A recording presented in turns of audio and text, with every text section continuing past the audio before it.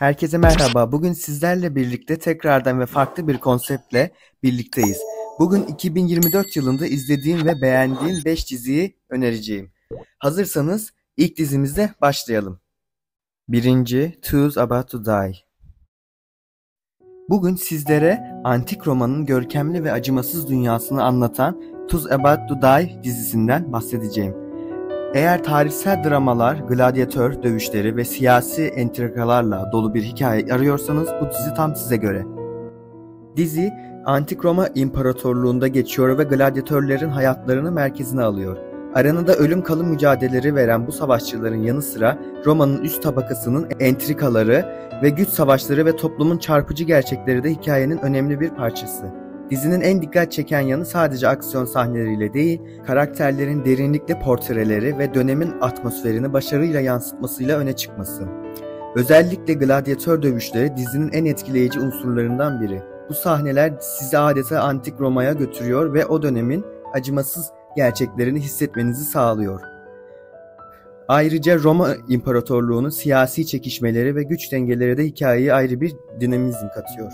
Eğer gladyatör tarzında filmleri, dizileri seviyorsanız bence bu dizi tam size göre, izlemenizi tavsiye ederim. Hem görsel şölen sunuyor hem de izleyici düşündüren bir hikaye anlatımına sahip bir dizi. Benim için bu dizi tarihsel dramaların en iyi örneklerinden biri. Eğer siz de antik dünyanın büyüsüne kapılmak istiyorsanız bu diziyi kesinlikle listenize almalısınız. Peki ya siz bu tür dizileri seviyor musunuz? Yorumlarda düşüncelerinizi paylaşın. Ve gelin beraber tartışalım. Eğer farklı bir dizi öneriniz olursa da aşağı yazarsınız. Ben de onun bir açıklamasını aynı bu şekilde yapabilirim. Diyelim ve diğer dizimize geçelim. İkinci, Sweet Tooth. İkinci önereceğim dizi de benim de çok sevdiğim bir dizi, Sweet Tooth. Eğer fantastik, distopik ve duygusal hikayelere ilgi duyuyorsanız bu dizi tam size göre. Sweet Tooth, Netflix'te yayınlanan ve Jeff Lemire'nin çizgi roman serisinden uyarlanan bir dizi. Hikaye dünyayı kökten değiştiren bir salgın sonrasında geçiyor. Bu salgın The Great Crumbly olarak adlandırılıyor ve insanlığı neredeyse yok olma noktasına getiriyor. Ancak salgının en ilginç yanı bundan sonra doğan çocukların yarı insan, yarı hayvan olarak dünyaya gelmesi. İşte bu çocuklara melezler deniyor. Dizinin ana karakteri Gaz, adında bir geyik insan melezi. Gaz, ormanda babasıyla birlikte izole bir hayat sürerken bir gün babasını kaybediyor ve dış dünyayı keşfetmek zorunda kalıyor. Bu yolculukta Jay Parade adında eski bir futbolcuyla tanışıyor ve ikisi birlikte maceraya atılıyor. Gaz hem kendi kökenini anlamaya çalışırken hem de diğer melezlerin kaderini değiştirmek için mücadele ediyor. Sadece bir macera dizisi değil, aynı zamanda insanlık, umut, aile ve aidiyet gibi temaları derinlemesine işliyor. Dizi distopik bir dünya sunarken bile içinde barındırdığı masalsız atmosferle izleyiciyi kendine hayran bırakıyor. Gus'ın masumiyeti ve saf kalbi hikayenin en dokunaklı yanlarından biri. Ayrıca dizi boyunca insanların korku ve ön yargılarıyla nasıl yüzleşeceğini görüyoruz. Bu gerçek dünyada da karşılaştığımız sorunlara oldukça benziyor.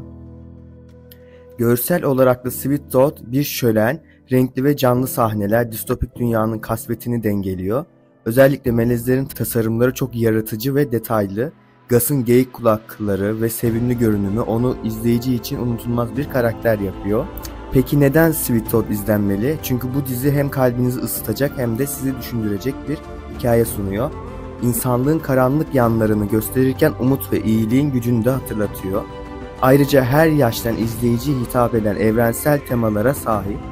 Eğer siz de benim gibi fantastik dünyalara dalıp duygusal bir yolculuğa çıkmak istiyorsanız Sweet Tooth'u tam size göre bunu izleyebilirsiniz. Görsel efekt açısından gerçekten mükemmel iş çıkarmışlar. Dizimiz 3 sezon, 3. sezon final sezonuydu. Daha 2024'te yayınlanmıştı. Bu diziyi bence izlemeniz gerekiyor. Çok güzel bir diziydi benim için. Bence sizin için de öyle olacak gibi geliyor bana. Hadi gelin diğer dizimize geçelim. 3. Brooklyn Nine-Nine.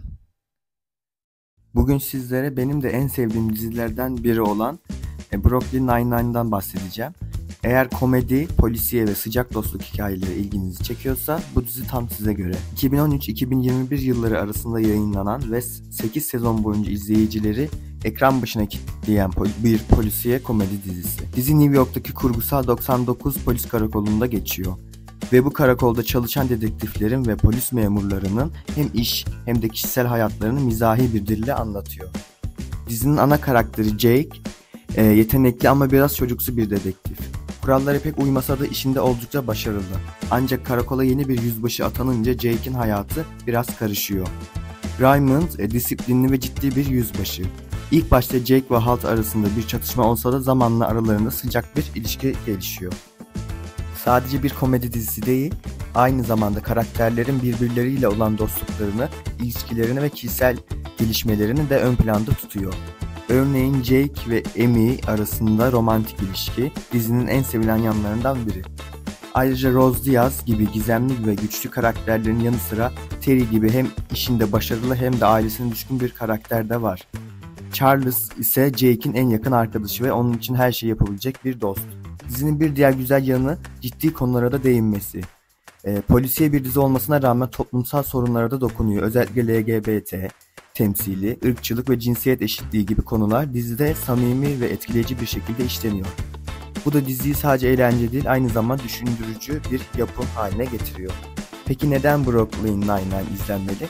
Çünkü bu dizi hem kahkaha attırarak hem de içinizi ısıtacak bir hikaye sunuyor. Karakterlerin birbirleriyle olan ilişkileri, komik diyaloglar ve sürprizlerle dolu hikayeler izleyiciyi ekran başına kitlemeyi başarıyor.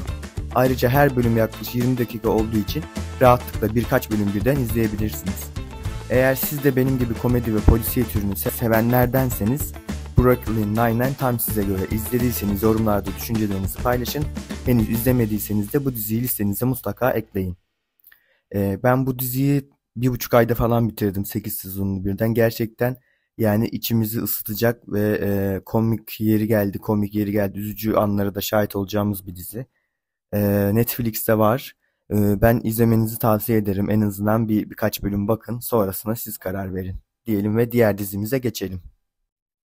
Dördüncü Sweet Magnolias. Eğer romantik dramalar, dostluk hikayeleri ve küçük kasaba yaşamı ilginizi çekiyorsa bu dizi tam size göre. Sweet Magnolias Netflix'te yayınlanan bir dizi. Hikaye Güney Carolina'nın sıcak ve samimi kasabası Serenity'de geçiyor. Bu kasaba herkesin birbirini tanıdığı, sıcak ilişkilerin olduğu ve hayatın daha yavaş aktığı bir yer. Dizinin ana karakterleri ise 3 yakın arkadaş Maddie, Dane ve Helen. Maddie boşanma sonrası yeni bir hayat kurmaya çalışan güçlü bir kadın. 2 oğluyla ve bir kızıyla birlikte hayata yeniden başlarken aşk ve kariyer konusunda da yeni fırsatlarla karşılaşıyor. Dane, kasabanın sevilen restoranın sahibi ve işine oldukça düşkün bir karakter. Helen ise başarılı bir avukat ve Maddie ile Dane'in en yakın arkadaşı. Bu üçlü birbirlerine her koşulda destek oluyor ve hayatın zorluklarıyla birlikte mücadele ediyorlar. Sadece bir romantik drama değil, aynı zamanda dostluk, aile bağları ve topluluk duygusu gibi temaları derinlemesine işliyor. Dizi, izleyicilere sıcak ve huzurlu bir atmosfer sunarken karakterlerin kişisel gelişimlerini ve ilişkilerini de ön planda tutuyor.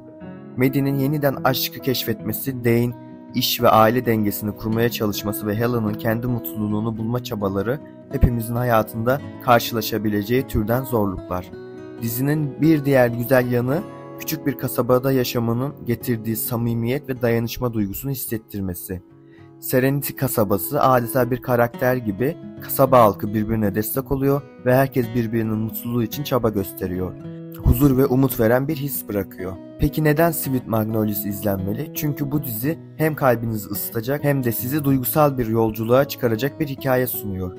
Çünkü güçlü kadın karakterleri sıcak dostluk ilişkileri ve romantik anlarıyla izleyiciyi kendine hayran bırakıyor. Ayrıca huzurlu bir izleme deneyimi arayanlar için harika bir seçenek. Eğer siz de benim gibi romantik dramalardan hoşlanıyorsanız ve küçük kasaba yaşamının sıcaklığını hissetmek istiyorsanız bu diziyi izlemelisiniz. Bu dizi tam size göre. Diyelim ve diğer dizimize geçelim. 5. The Boys. Süper kahramanları bambaşka bir şekilde ele alan The Boys, eğer klasik süper kahraman hikayelerinden sıkıldıysanız ve gerçekten süper kahramanlar var olsaydı nasıl olurdu diye merak ediyorsanız bu dizi tam size göre. The Boys aslında süper kahramanların halkın gözünde kahraman gibi gösterildiği ama gerçekte oldukça yozlaşmış ve karanlık karakterlere sahip olduğu bir evreden geçiyor. Bu kahramanlar Vogt isimli dev bir şirket tarafından yönetiliyor ve tamamen PR çalışmalarıyla halkın sevgisini kazanıyor. Ama perde arkasında kibirli, açgözlü ve acımasızlar. İşte tam da burada devreye The Boys ekibi giriyor. Süper kahramanların gerçek yüzünü ortaya çıkarmaya çalışan bu grup onlarla mücadele ederken büyük tehlikelerle karşı karşıya kalıyor. Dizinin en ikonik karakterlerinden biri kesinlikle Homelander'dır. O dışarıdan bakınca mükemmel bir süper kahraman gibi görünüyor ama aslında tam bir psikopat. Soğukkanlı, manipülatif ve acımasız biri. Bunun karşısında ise bizim ana karakterimiz Billy Butcher var. Süper kahramanlardan nefret eden ve onların kirli işlerini ortaya çıkarmaya çalışan biri. Tam bir anti kahraman, ağzı bozuk, sert ama aynı zamanda zekice planlar yapabilen bir lider. Bir diğer önemli karakter ise Huey Campbell. Normal bir insan olan Huey, süper kahramanların verdiği zararı bizzat yaşayan biri.